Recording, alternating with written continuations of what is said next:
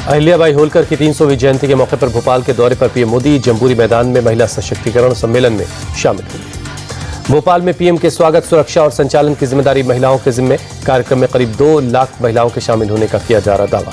PM Modi Bhopal में road show भी करेंगे। जम्बूरी मैदान में मुख्य मंच से पंडाल के अंतिम छोर तक यू आकार में बनी सड़क के मार्ग पर होगा रोड शो। भारत के पश्चिमी सीमा से सटे राज्यों में आज फिर गूंजेगा युद्ध का सारन। 4 राज्यों और 2 केंद्र शासित प्रदेश में आज रात ऑपरेशन शील्ड के तहत होगी मॉक ड्रिल। जम्मू कश्मीर, पंजाब, हरियाणा, राजस्थान, गुजरात, चंडीगढ़ में रात 8 बजे से मॉक ड्रिल की जाएगी। सारन बजते ही सभी लाइट्स बंद हो जाएंगी। युद्ध के दौरान बचाव की तैयारियों को परखा जाएगा। जम्मू में एसडीआरएफ के जवानों ने मॉक ड्रिल की, राहत और बचाव के काम का अभ्यास किया। आगरा में ताजमहल पर मॉक ड्रिल हुई। खतरा भाप एक्टिव हुआ एंटी ड्रोन सिस्टम, एक ड्रोन को मार गिराया। सिंगापुर में शांग्रीला डायलॉग में शामिल हुए सीडीएस अनिल चौहान। कई देशों के थिंक टैंक से बातचीत की। ऑपरेशन सिंदूर को लेकर अहम जानकारी दी।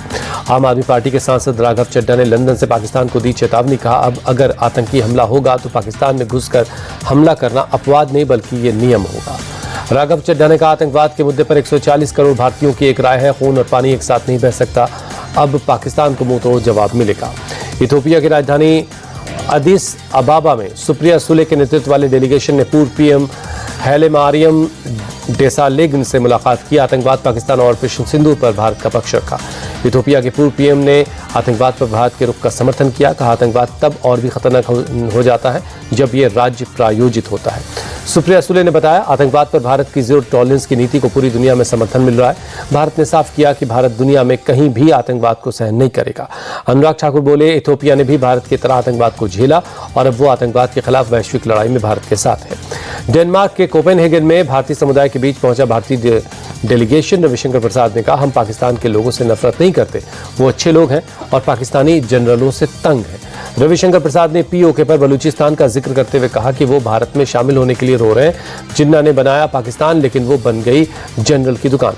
कोपेनहेगन में शिवसेना यूबीटी सांसद प्रियंका चतुर्वेदी का बयान, मैं उसी शिवसेना से हूं जिसने पाकिस्तान को भारत में क्रिकेट मैच खेलने की अनुमति न देने के लिए क्रिकेट पिच खोद दी थी।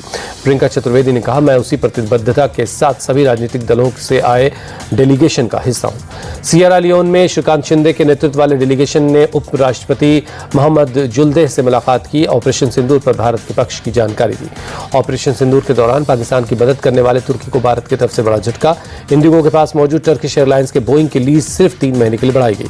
डीजीसीए ने इंडिगो एयरलाइंस को 2 टूक शब्दों में कहा, 31 अगस्त के बाद टर्किश एयरलाइंस की बोइंग की लीज का एक्सटेंशन नहीं होगा। लीज कॉन्ट्रैक्ट को टर्मिनेट करना पड़ेगा।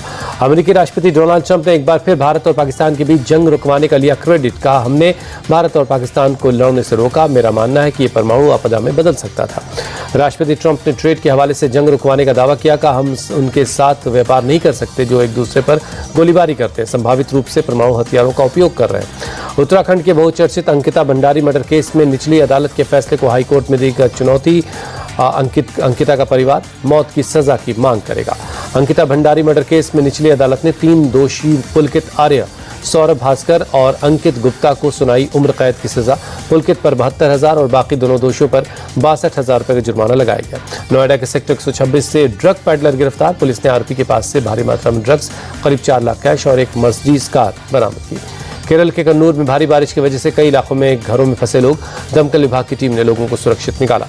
नाव से चलाया गया रेस्क्यू ऑपरेशन। बारिश की वजह से घुटनों तक भर गया था इलाके में पानी।